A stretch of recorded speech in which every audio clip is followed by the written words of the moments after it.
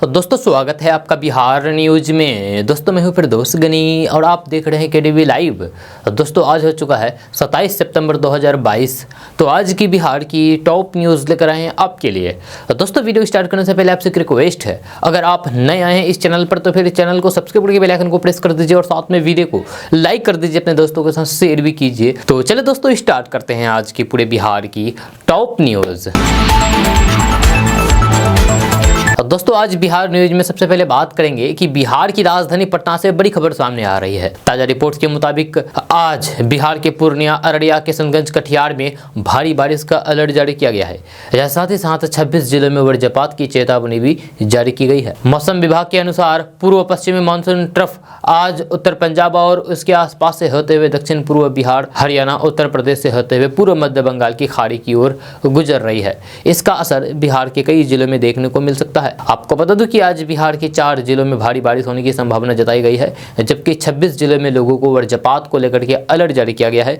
साथ ही साथ खराब मौसम के दौरान लोगों से सावधानी बरतने की अपील की गई है। मौसम वैज्ञानिकों की माने तो बिहार में वज्रपात और वर्षा का सिलसिला कुछ समय तक जारी रहने के आसार हैं। जब बिहार के कुछ जिलों में हल्के से मध्यम स्तर की बारिश हो सकती है, वहीं कुछ जिलों में गरज के साथ तेज बारिश होने की संभावना है।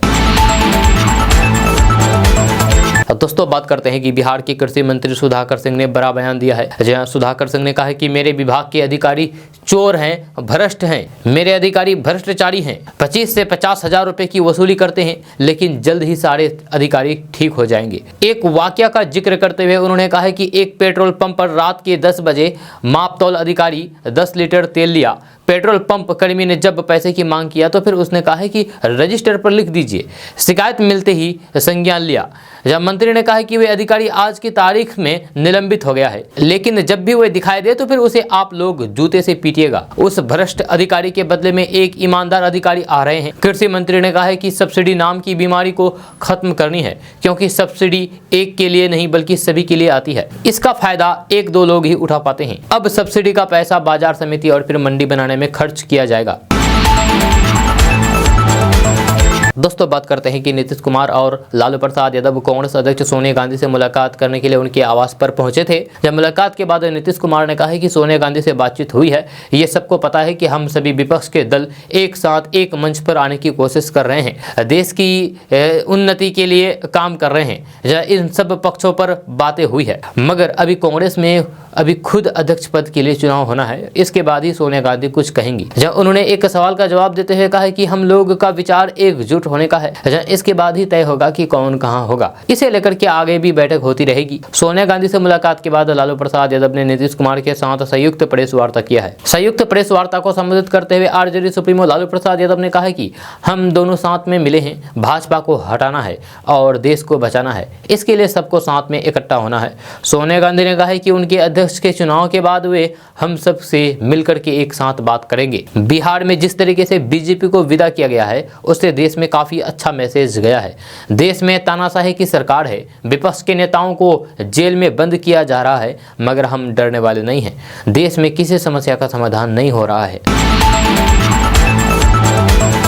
दोस्तों बात करते हैं कि बीजेपी के प्रदेश अध्यक्ष डॉक्टर संजय जायसवाल ने अमित शाह की सभा को विफल करार देने की साजिश रचने का आरोप बिहार सरकार पर लगाया है। उन्होंने कहा कि सभा में जनता को आने से रोकने के लिए एड़ी चोटी का जोर लगा दिया। सरकारी मशीनरी का दुरुपयोग करते हुए किशनगंज से आ रही 70 बसों को शहर में घुसने तक नहीं दिया गया। जगह जगह पर जानबूझ करके जाम लगवा दिया गया।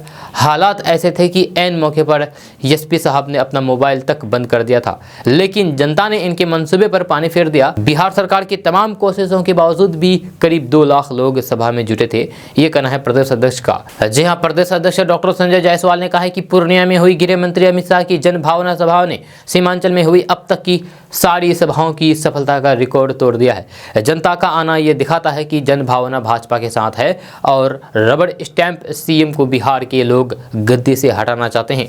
उन्होंने कहा कि अमित शाह सूर्य है, जिनके तेज को नीतीश के साजिशों के बादल कभी भी ढक नहीं सकते हैं। संजय जायसवाल ने कहा कि नीतीश जान चुके हैं कि जनता में उनके खिलाफ जबरदस्त आक्रोश है, इसलिए वे अंदर ही अंदर बेहद डरे हुए हैं। 2024 में देश और 2025 में प्रदेश में भाजपा पूर्ण बहुमत से सत्ता में आने वाली है। दोस्तों बात करते हैं कि बिहार सरकार के कृषि मंत्री सुधाकर सिंह ने एक बार फिर से अपनी सरकार पर भड़क गए हैं।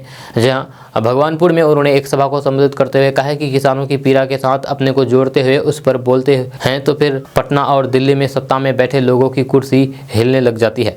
जब सरकार में बैठे लोगों की बेचैनी बढ़ने लगती है, ये दबाव बनाने लगते हैं और कहते हैं कि इस्तीफा दो। मैं कहता भी हूँ कि जरूरत है तो इस्तीफा ले लो, मगर आपको लगता है कि मैं इस्तीफा नहीं दे रहा हूँ, मुझे सत्ता का लोभ हो गया है, तो आपके कलम में ताकत है तो मुझे बर्खास्त कर दो। कृषि मंत्री सुधाकर सिंह ने रविवार को अपने गृह जिले कैमूर के भगवानपुर में आयोजित किसान गोष्ठी में कही है। उन्होंने एक बार फिर से अपनी ही सरकार को कटघरे में खड़ा कर दिया है। साथ ही उन्होंने कहा कि मुझे पता है कि कृषि विभाग के अधिकारी खास करके मापतौल वाले लाइसेंस देने के नाम पर 25 से 50,000 रुपए की वसूली करते हैं।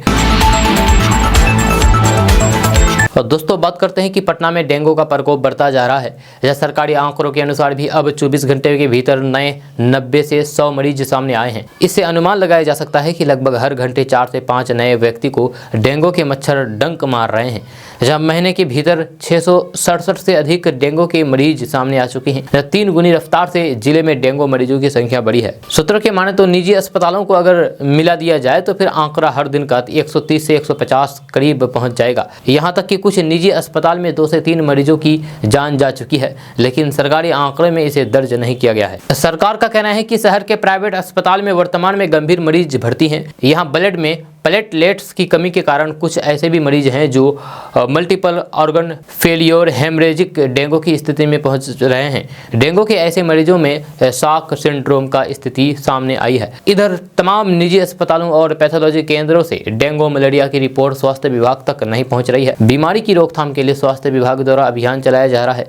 जिस घर से मरीज मिल रहे हैं उन घरों में लार्वा की जाँच तक नहीं की गई है।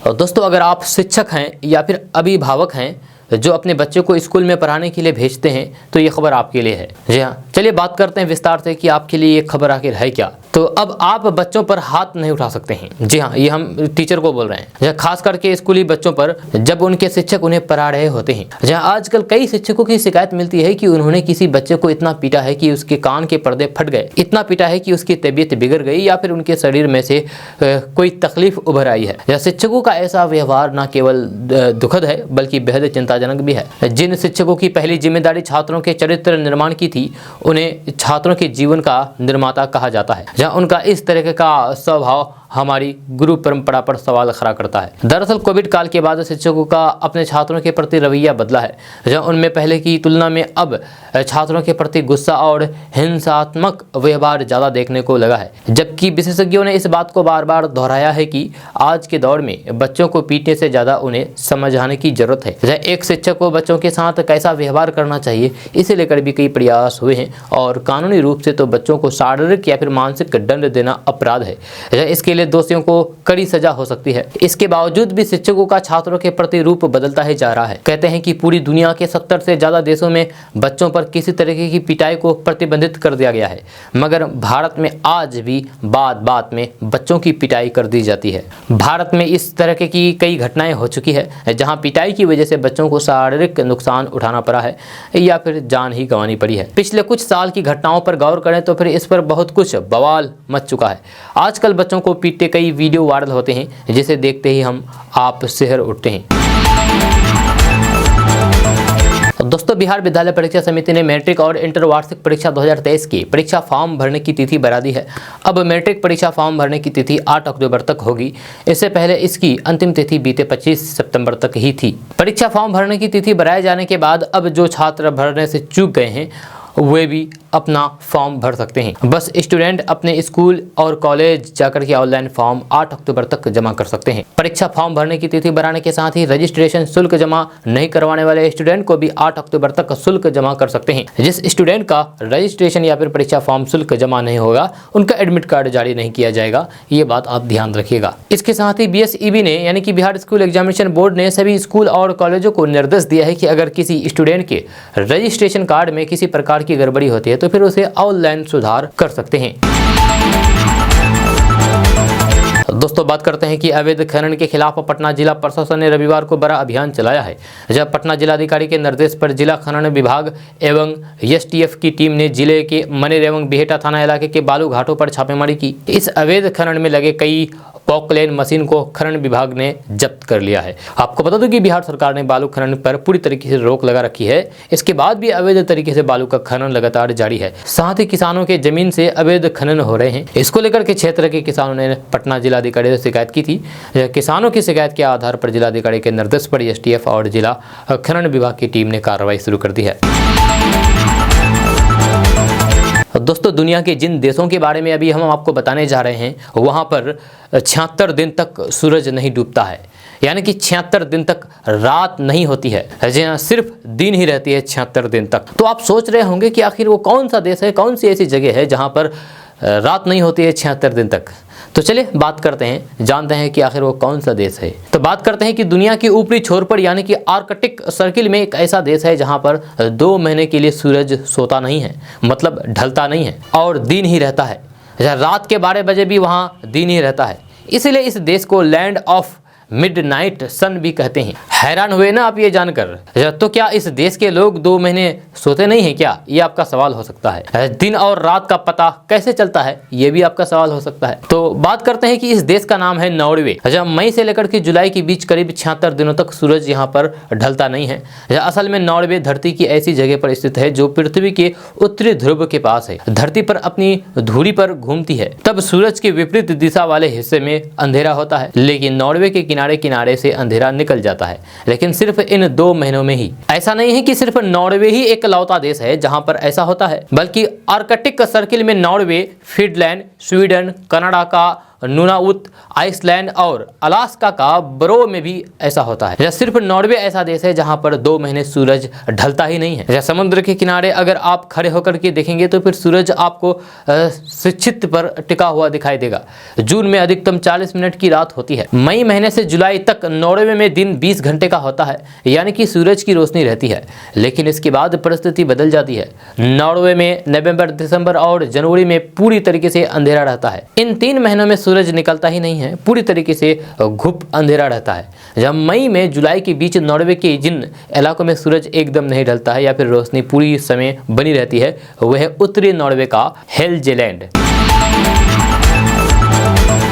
दोस्तों बात करते हैं कि जन अधिकार पार्टी के राष्ट्रीय अध्यक्ष पप्पू यादव ने केंद्रीय मंत्री गिरिराज सिंह पर जमकर के हमला बोला है। पप्पू यादव ने कहा है कि मैं गिरिराज सिंह से साफ तौर पर कहना चाहता हूं कि यहां के मूल निवासी सिर्फ आदिवासी, दलित और गरीब है।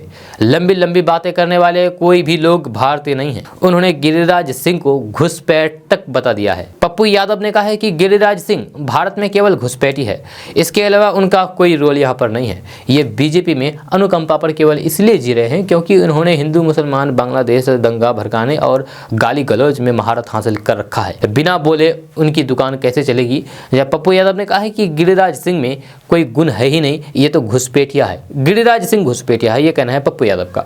गिरिराज सिंह पर हमला बोलते हुए पप्पू यादव ने कहा है कि हम उनसे बस यही आग्रह करना चाहते हैं कि वे इस चीज का हिसाब दें कि उन्होंने ग्रामीण विकास मंत्रालय में बिहार को कितना पैसा दिया है। ये बताएं कि बिहार के लिए उन्होंने क्या क्या काम किया है। इसके बाद हम उनके पैर भी धोकर पी लेंगे। दोस्तों अब बात सेहत की करते हैं 1 मिनट में। 1 मिनट में सेहत की बात करें तो हृदय की बीमारियां आजकल आम होती जा रही है। बुजुर्ग से लेकर के बच्चों तक इसका शिकार होते हैं। 40 की कम उम्र के बाद भी बीमारियों का खतरा बढ़ता चला जाता है। ऐसे में अगर आप अपने स्वास्थ्य के लिए चिंतित हैं तो फिर बिहार सरकार का स्वास्थ्य विभाग बेहतर मौका लेकर के आया है। आप करीब 1 पखवाड़े तक हृदय से संबंधित बीमारियों की फ्री में जांच करा सकते हैं। स्वास्थ्य विभाग अचानक मौतों के सबसे बड़े कारण हृदय घाट की रोकथाम के लिए 29 सितंबर को विश्व हृदय दिवस से 12 अक्टूबर तक फ्री जांच सह चिकित्सा परामर्श पखवाड़ा का आयोजन कर रहा है। जब बिहार के सभी सदर अनुमंडलीय रेफरल प्राथमिक स्वास्थ्य केंद्रों, शहरी स्वास्थ्य केंद्रों से लेकर के जीविका के CLF केंद्र तक में इसकी व्यवस्था की जाएगी। अधिक से अधिक लोग हृदय की प्रशिक्षण करा सके, इसके लिए माइकिंग, बैनर, पोस्टर आदि के माध्यमों से इस अभियान का प्रचार प्रसार भी किया जाएगा। राज्य स्वास्थ्य समिति के कार्यपालक निदेशक संजय कुमार सिंह ने इस बात की सभी सिविल सर्जन को निर्देश दिया है। निःशुल्क जांच सह चिकित्सा परामर्श पखवाड़े के दौरान अस्पताल आने वाले सभी रोगियों रोगियों की उच्च रक्तचाप और मधुमेह रोग की स्क्रीनिंग कराई जाएगी। यदि किसी में हृदय रोग की आशंका पाई जाती है तो फिर उन्हें उपचार के लिए उच्च स्तर स्वास्थ्य संसाधनों में रेफर किया जाएगा। जरूरत पड़ने पर टेलीमेडिसिन के द्वारा आशंकित खतरे या फिर इसके कारण होने वाले रोगों से बचाव की जानकारी या फिर उपचार की सुविधा दी जाएगी। दोस्तों, बिहार में रहने वाले लोगों के लिए बड़ी खबर सामने आ रही है। ताजा रिपोर्ट्स के मुताबिक आज यानी कि 27 सितंबर को बिहार के पटना, पूर्णिया, मुजफ्फरपुर समेत 19 जिलों में पेट्रोल डीजल के दाम बढ़ गए हैं। तेल कंपनियों ने पेट्रोल डीजल का नया रेट जारी कर दिया है। खबर के अनुसार आज पटना, पूर्णिया, गया, वैशाली, सीतामढ़ी, भागलपुर, रोहतास, मुजफ्फरपुर, मुंगेर, किशनगंज, खगड़िया, जहानाबाद और नवादा पेट्रोल डीजल की कीमतों में मामूली सी तेजी देखने को मिली है। वहीं बिहार के 11 जिलों में पेट्रोल डीजल का दाम कम हुए हैं। आपको बता दूं कि तेल कंपनियां हर दिन सुबह के समय अपने आधिकारिक वेबसाइट पर पेट्रोल डीजल का रेट जारी करती है। ये रेट इंटरनेशनल मार्केट में चल रहे कच्चे तेल की कीमतों के तहत जारी होती है, इसलिए हर दिन के दामों में उतार चढ़ाव देखने को मिलता है। दोस्तों, बात करते हैं कि बिहार में रहने वाले लोगों के लिए अच्छी खबर सामने आ रही है। ताजा रिपोर्ट्स के मुताबिक अक्टूबर महीने से बिहार के पटना, भागलपुर, जमुई, बक्सर समेत 35 जिलों में बालू खनन शुरू कर दिया जाएगा। इसके लिए ई टेंडर जारी कर दिया गया है। खबर के अनुसार खान एवं भूतत्व विभाग के निर्देश पर सभी जिलों ने बंदोबस्ती प्रक्रिया शुरू कर दी है। बिहार के प्रत्येक जिले ने बंदोबस्ती प्रक्रिया के तहत टेंडर का अलग अलग कार्यक्रम जारी कर दिया गया है। जल्द से जल्द टेंडर की प्रक्रिया को पूरा कर लिया जाएगा। आपको बता दें कि बिहार के कटिहार, अररिया और शेखपुरा जिलों में बालू घाटों की बंदोबस्ती नहीं होगी। इसके अलावा 35 जिले में के 900 बालू घाटों की बंदोबस्ती अक्टूबर महीने में पूरी कर ली जाएगी और नवंबर के पहले सप्ताह से बालू खनन शुरू कर दिया जाएगा। विभाग में नए तरीके से बंदोबस्ती होने से सरकार की राजस्व में करीब 1.5 से 2 गुना तक की बढ़ोतरी होगी। साथ ही साथ बिहार में घर मकान बनाने वाले लोगों को बालू की किल्लत का सामना करना नहीं पड़ेगा और लोगों को उचित कीमत पर बालू मिलेगी। दोस्तों, बात करते हैं कि बिहार में रहने वाले लोगों के लिए अच्छी खबर सामने आ रही है। ताजा रिपोर्ट्स के मुताबिक बिहार के पटना, बक्सर, पूर्णिया समेत 38 जिलों के गांवों में सरकार के द्वारा हाईटेक सोलर स्ट्रीट लाइट लगाई जाएगी। इसको लेकर के सरकार के द्वारा निर्देश जारी कर दिया गया है। दरअसल बिहार के गाँव में सोलर स्ट्रीट लाइट लगाने का काम चल रहा है, लेकिन पिछली बार जब गाँव में सोलर लाइट लगाई गई थी तो फिर कई गाँवों से गड़बड़ी की शिकायत आई थी। कहीं पर सोलर लाइट लगाने के कुछ दिनों के बाद ही बैटरी चोरी हो गई, तो फिर वहीं कुछ मुखिया ने अपने घर और फिर चहेतों के घर में सोलर लाइट लगवा दी। आपको बता दूं कि कई जगहों से आ रही शिकायत को देखते हुए सरकार ने नई टेक्नोलॉजी का सहारा लिया है। अब गांव में जो बैटरी या फिर सोलर पैनल लगाए जाएंगे उसका नियंत्रण यूनिक आईडी के माध्यम से मुख्यालय में स्थित नियंत्रण कक्ष से होगा। अगर कहीं बैटरी चोरी होती है तो फिर चोरी की गई बैटरी अगर दूसरे जगह लगती है तो तुरंत ही नियंत्रण कक्ष को लोकेशन के साथ इसके बाद चोरी करने वाले व्यक्ति को तुरंत पकड़ लिया जाएगा। वह जिस बैटरी से सोलर लाइट जल रही है वह किस किस जिले, किस किस पंचायत और गांव में है, मुख्यालय स्तर नियंत्रण कक्ष से ट्रैक किया जाएगा। दोस्तों, बात करते हैं कि बिहार में खेती करने वाले किसानों के लिए अच्छी खबर सामने आ रही है। ताजा रिपोर्ट्स के मुताबिक बिहार के नवादा, गया, औरंगाबाद, नालंदा, शेखपुरा के किसानों को पान की खेती के लिए सरकार के द्वारा 35,250 रुपये की सब्सिडी दी जाएगी। खबर के अनुसार बिहार कृषि विभाग बागवानी निदेशालय की ओर से जारी नोटिफिकेशन में कहा गया है कि मगई पान की खेती करने के लिए अधिकतम 300 वर्ग किलोमीटर के लिए 70,500 रुपये की लागत निर्धारित की गई है। सरकार किसानों को विशेष उद्यानित फसल योजना के तहत सब्सिडी प्रदान करेगी। आपको बता दूं कि मगई पान की खेती करने वाले किसानों को 50% तक यानी कि 35,250 रुपये की सब्सिडी प्रदान की जाएगी। इसके लिए नवादा, गया, औरंगाबाद, नालंदा, शेखपुरा के किसान ऑनलाइन के द्वारा आवेदन कर सकते हैं। अगर आप इस योजना का लाभ लेकर के मगई पान की खेती करना चाहते हैं तो फिर आप बिहार कृषि विभाग यानी कि बागवानी निदेशालय की आधिकारिक वेबसाइट www.horticulture.bihar.gov.in पर जाकर के ऑनलाइन के द्वारा आवेदन कर सकते हैं। आवेदन करने के लिए दस्तावेजों के बारे में अगर बात किया जाए तो इसमें आवेदन करने के लिए आधार कार्ड, निवास प्रमाण पत्र, आय प्रमाण पत्र, बैंक अकाउंट स्टेटमेंट, खसरा नंबर, मोबाइल नंबर और फोटो होना चाहिए। दोस्तों, बात करते हैं कि बिहार में मानसून का सिस्टम एक्टिव होने के बाद बिहार के कई जिलों में बारिश और वज्रपात हो रहे हैं।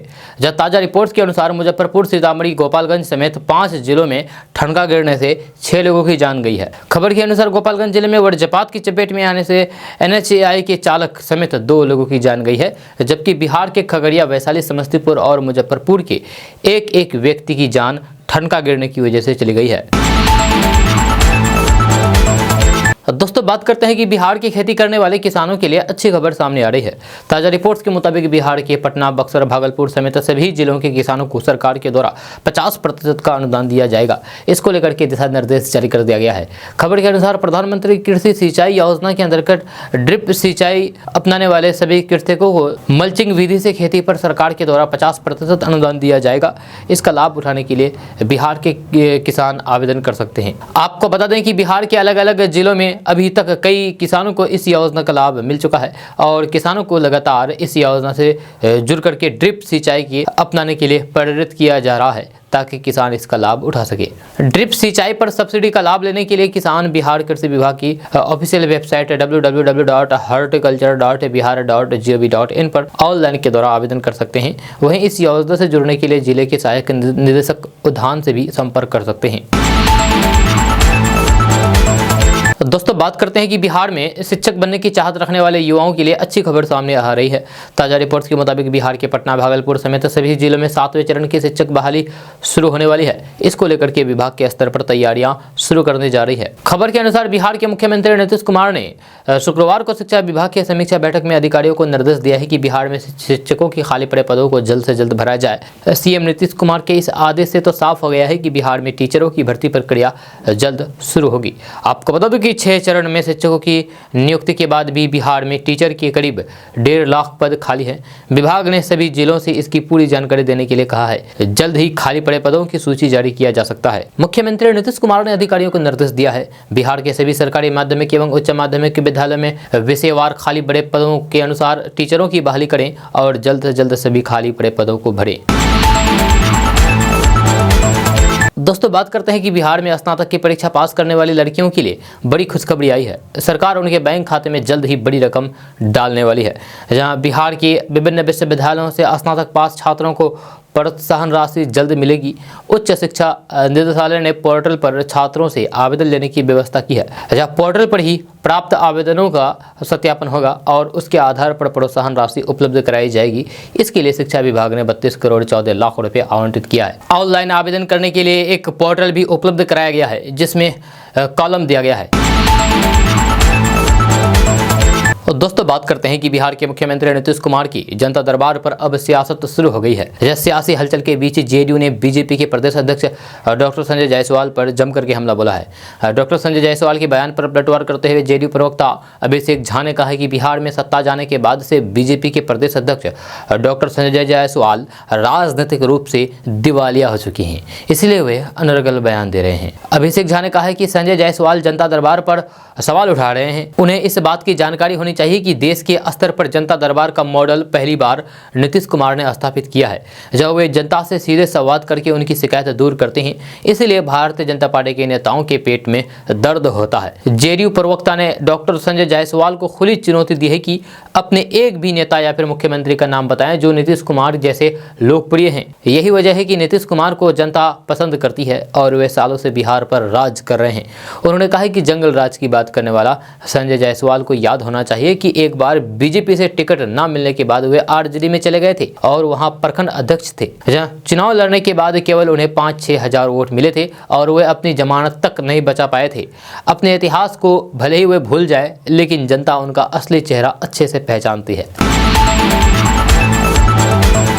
दोस्तों बात करते हैं कि प्रधानमंत्री नरेंद्र मोदी ने रविवार को मन की बात कार्यक्रम के जरिए देशवासियों को संबोधित करते हुए कहा कि चंडीगढ़ एयरपोर्ट का नाम भगत सिंह के नाम पर रखने का फैसला किया है। इस अवसर पर पीएम मोदी ने बताया है कि लोग कब चीतों को देख सकेंगे। जब प्रधानमंत्री नरेंद्र मोदी ने कहा है कि चीतों की बात करने के लिए बहुत सारे मैसेज आए हैं। देश के कोने कोने से लोगों ने चीतों के लौटने पर खुशी जताई है। 130 करोड़ भारतवासी खुश हैं, गर्व से भरे हैं। ये भारत का प्रकृति प्रेम है। इस बारे में लोगों का एक कॉमन सवाल है कि मोदी जी, हमें चीतों को देखने का अवसर कब मिलेगा। उन्होंने कहा है कि चीतों की देखभाल के लिए एक टास्क फोर्स का गठन किया गया है। उन्होंने कहा है कि आप कुछ ही दिनों में चीते देख सकते हैं।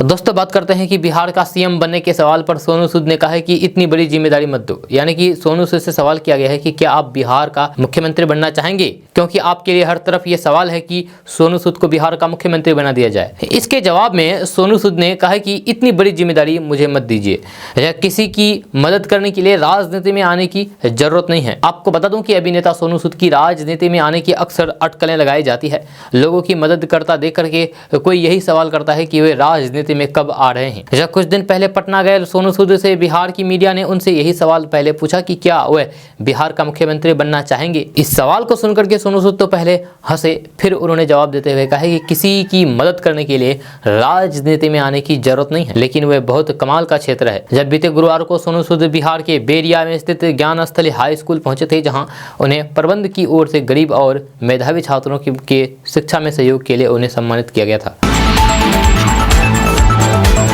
और दोस्तों बात करते हैं कि बिहार में नौकरी की तलाश कर रहे युवाओं के लिए अच्छी खबर सामने आ रही है। ताजा रिपोर्ट्स के मुताबिक बिहार के पटना, बक्सर, भोजपुर, पूर्णिया समेत सभी जिलों में 5000 पदों पर भर्ती होने वाली है। इसको लेकर के स्वास्थ्य विभाग द्वारा प्रस्ताव तैयार किया जा रहा है। यह खबर के अनुसार बिहार के सभी अस्पतालों में खाली पड़े पदों को भरने के लिए 5000 पदों पर नई नियुक्ति का प्रस्ताव तैयार किया गया है। इस भर्ती प्रक्रिया के तहत चिकित्सकों एवं पारा मेडिकल कर्मियों की कमी को दूर किया जाएगा। आपको बता दें कि इन पदों पर भर्ती को लेकर के विभाग के द्वारा बिहार तकनीकी सेवा चयन आयोग और बिहार संयुक्त प्रवेश प्रतियोगिता परीक्षा परिषद को अनुशंसा भेजी जाएगी। जल्द ही चरण आयोग के द्वारा भर्ती की प्रक्रिया को पूरा कर लिया जाएगा।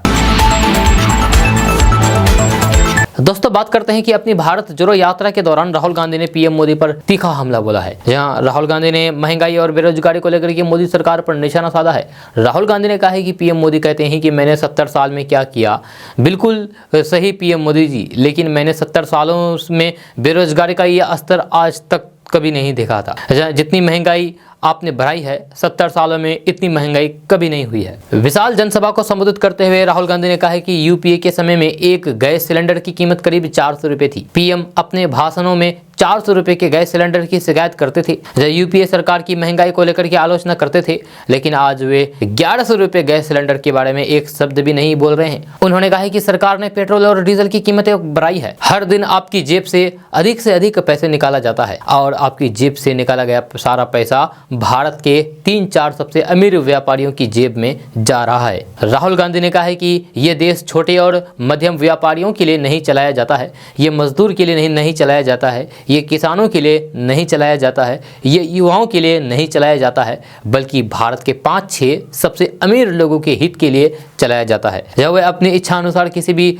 व्यवसाय पर एकाधिकार कर सकते हैं, जहाँ वे कोई भी सपना देख सकते हैं जो चाहते हैं, लेकिन भारत के युवा, भारत के किसान, भारत के छोटे और मध्यम व्यापारियों को कोई सपना देखने की अनुमति नहीं है। इनके लिए नोटबंदी, जीएसटी और कृषि बिल है। दोस्तों सलमान खान की किक मूवी तो आप सबने देखी होगी। इस फिल्म में हीरो भ्रष्टाचार और मंत्रियों को लूट करके गरीब बच्चों के इलाज में पैसा खर्च करता था। ऐसा ही एक अपराधी गाजियाबाद पुलिस के हत्याचरा है, जिसका नाम इरफान उर्फ उजाले है। यह अपराधी नेताओं, अधिकारियों के पैसे पर हाथ साफ करता था। इसके बाद उन पैसों से अपने गाँव में लोगों की मदद करता था। क्या है पूरा मामला, चलिए बात करते हैं विस्तार से। दरअसल पिछले साल थाना कविनगर में एक चोरी की मुकदमा दर्ज था, जिसमें इरफान उर्फ उजाले को गिरफ्तार किया गया था। बाद में वह बेल में बाहर आ गया था, लेकिन उस पर गैंगस्टर एक्ट लगाया गया था। इसी क्रम में पुलिस ने शुक्रवार को इरफान को फिर से गिरफ्तार किया है।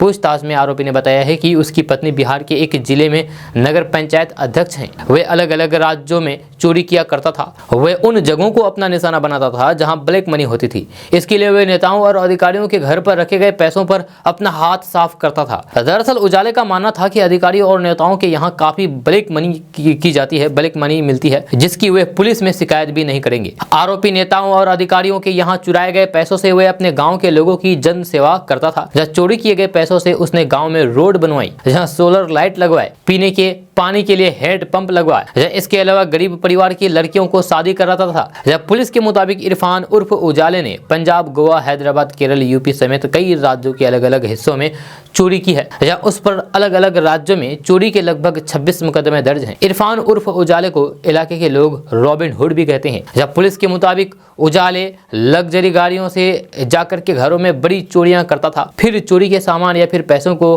बिहार जाकर के यानी कि बिहार ला करके गाँव के लोगों पर खर्च कर देता था। दोस्तों बात करते हैं कि इन दिनों कांग्रेस नेता राहुल गांधी की भारत जोड़ो यात्रा काफी चर्चा का विषय बना हुआ है। राहुल गांधी की भारत जोड़ो यात्रा को काफी समर्थन मिल रहा है। तो वहीं जिन राज्यों में यात्रा जाने वाली है वे कांग्रेस कार्यकर्ताओं के साथ साथ कई आम लोग भी यात्रा के स्वागत के जोर शोरों से तैयारियां कर रहे हैं। आम लोगों में भी यात्रा को लेकर के काफी उत्साह है। कई लोग इस यात्रा से जुड़ना चाहते हैं, लेकिन अब इस यात्रा से सिर्फ भारत देश ही नहीं बल्कि विदेशों में भी समर्थन मिल रहा है। जहां कांग्रेस नेता राहुल गांधी की अगुवाई में निकाली जा रही भारत जोड़ो यात्रा भारत के साथ साथ विदेशों में भी चर्चा का विषय बनी हुई है। आपको बता दूं कि यात्रा का समर्थन हॉलीवुड अभिनेता जॉन क्यूसेक ने अब कांग्रेस सांसद राहुल गांधी की भारत जोड़ो यात्रा को अपना समर्थन दिया है। गौरतलब है कि वे इससे पहले किसानों और फिर नागरिकता संशोधन अधिनियम के विरोध में अपना समर्थन जता चुके हैं। वे सोशल मीडिया पर काफी एक्टिव रहे हैं, जहां कई मुद्दों पर अपनी राय भी सामने रखते हैं। दोस्तों बात करते हैं कि राजधानी पटना में पुलिस को चोरों ने एक बार फिर से खुली चुनौती देते हुए बंद घर में चोरी की घटना को अंजाम दिया है। जब मामला कंकरबाग थाना क्षेत्र की पीसी कॉलोनी इलाके की है, जहां रहने वाले एडवोकेट उपेंद्र कुमार अपने पूरे परिवार के साथ तीर्थ पर गए थे। इसी दरमियान उनके घर में घुसे चोरों ने एक घर में रखे गए उनकी पत्नी के लाखों रुपए के जेवरात के साथ साथ लाखों रुपए कैश पर हाथ साफ कर दिया। शनिवार की देर रात उपेंद्र कुमार के घर में खिड़की के रास्ते से घुसे चोरों ने चोरी की घटना को अंजाम दिया। दरअसल पेशे से एडवोकेट उपेंद्र कुमार और उनके परिवार ने बताया है कि अपने पूरे परिवार के साथ इलाहाबाद और अयोध्या दर्शन करने के लिए गए थे। जब वह पटना के कंकरबाग पीसी कॉलोनी सेक्टर में स्थित अपने घर पहुंचे तो फिर घर के अंदर के एक कमरे के अलमीरा लॉक को टूटा हुआ पाया। उसके बाद उपेंद्र को एहसास हो गया है कि उसके घर में चोरी हुई है। चोरों ने उनके घर में खिड़की के सहारे घुस करके इस पूरी चोरी की घटना को अंजाम दिया है।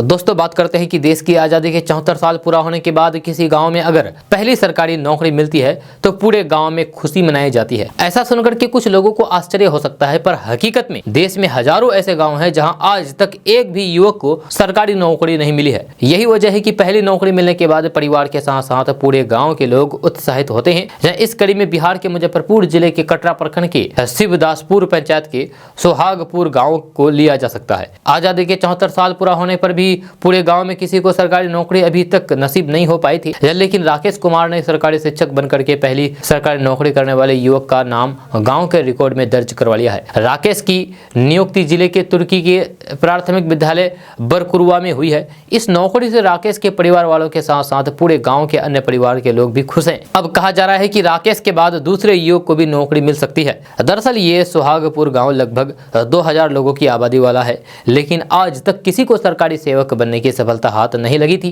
गांव के स्वर्गीय रामलाल चौधरी के पुत्र राकेश कुमार ने अपनी सच्चाई, जान, लगन और मेहनत के बदौलत मुकाम को हासिल कर दिखाया है। दोस्तों बिहार में गरमाई सियासत के बीच आरजेडी सुप्रीमो लालू प्रसाद यादव, उनकी पत्नी राबड़ी देवी और बिहार के उप मुख्यमंत्री तेजस्वी यादव समेत 11 अन्य आरोपियों की मुश्किलें एक बार फिर से बढ़ सकती है। दरअसल IRCTC होटल घोटाले में दिल्ली हाईकोर्ट ने अपना वर्चुअल स्टे हटा लिया है। हाईकोर्ट ने सीबीआई को निचली अदालत में आरोपी के खिलाफ आरोप तय करने पर बहस शुरू करने की मंजूरी दे दी है। आपको बता दूं कि 2019 में आरोपी विनोद कुमार अस्थाना की दलील सुनने के बाद सुनवाई को टाल दी गई थी, लेकिन अब दिल्ली उच्च न्यायालय के न्यूनतम आदेश के साथ सीबीआई को अब लालू प्रसाद यादव, तेजस्वी यादव और अन्य आरोपियों के खिलाफ आरोप तय करने के लिए दबाव बनाने की उम्मीद है। दोस्तों बात करते हैं कि दुर्गा पूजा, दीपावली और छठ पूजा में यात्रियों की सुविधा के लिए पूर्व मध्य रेल की ओर से पूजा स्पेशल ट्रेनों का परिचालन होगा, जहां ट्रेनें अलग अलग तिथियों में चलाई जाएगी। CPRO वीरेंद्र कुमार ने बताया है कि इन ट्रेनों से यात्रियों को पूजा में भीड़-भाड़ से बचने के लिए विकल्प होगा। ये ट्रेनें बिहार के पटना, गया, दरभंगा, सहरसा, बरौनी से देश के अलग अलग शहरों के लिए चलाई जाएगी। दोस्तों बात करते हैं कि शारदीय नवरात्रि आरंभ हो गया है। इन दिनों हिंदू भाई दुर्गा के 9 रूपों की आराधना करते हैं। अंतिम दिन कन्या पूजन भी करते हैं। लड़कियों को जहां देवी का दर्जा दिया जाता है वहां उनके साथ भेदभाव क्यों? हमारे देश में आज भी लड़कियों के मुकाबले लड़कों को तवज्जो दी जाती है, इसके कोई दो राय नहीं है। इसी वजह से देश में लिंगानुपात में बड़ा अंतर देखा जाने लगा था।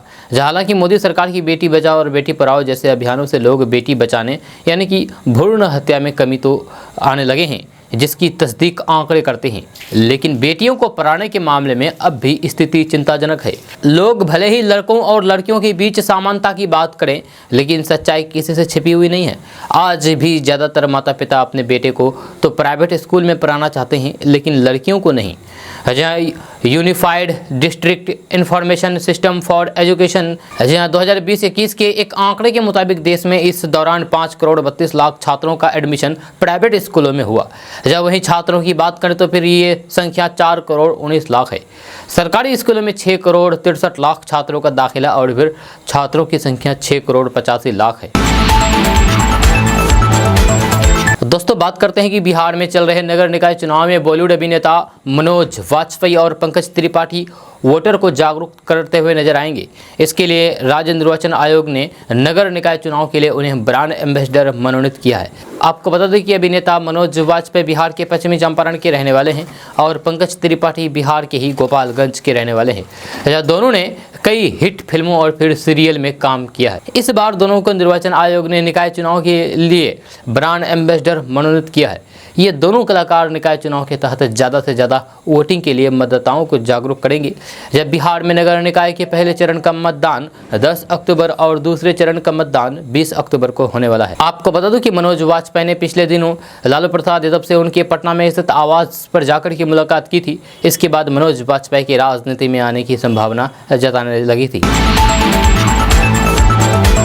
दोस्तों बात करते हैं कि कांग्रेस से किनारा कर चुके गुलाम नबी आज़ाद ने अपनी नई पार्टी का ऐलान कर दिया है। जहां उनकी नई पार्टी का नाम डेमोक्रेटिक आज़ाद पार्टी है। अपनी नई पार्टी को लेकर के गुलाम नबी आज़ाद ने कहा है कि लगभग 1500 नाम हमें उर्दू संस्कृति में भेजे गए थे। हिंदी और उर्दू का मिश्रण हिंदुस्तानी है। हम चाहते थे कि नाम लोकतांत्रिक, शांतिपूर्ण और स्वतंत्र हो, इसीलिए पार्टी का ये नाम तय हुआ है। जम्मू में मीडिया से बात करते हुए इन्होंने कहा है कि हमारी राजनीतिक जाति या फिर धर्म पर आधारित नहीं होगी। हम सभी धर्मों और राजनीतिक दलों का सम्मान करेंगे। मैंने कभी किसी पार्टी या फिर नेताओं पर निजी हमले नहीं किए हैं। मैं नीतियों की आलोचना करता हूं। हमें राजनीतिक नेताओं के खिलाफ व्यक्तिगत हमले करने से बचना चाहिए। दोस्तों आज का न्यूज़ बस यहाँ तक। कैसा लगा जरूर अपना सुझाव दीजिएगा नीचे कमेंट बॉक्स में कमेंट करके। अगर आप नए आए हैं इस चैनल पर तो फिर चैनल को सब्सक्राइब करके बेल आइकन को प्रेस कर दीजिए और साथ में वीडियो को लाइक कर दीजिए, अपने दोस्तों के साथ शेयर भी कीजिए। तो मिलते हैं फिर नेक्स्ट वीडियो में, तब तक के लिए जय हिंद जय बिहार।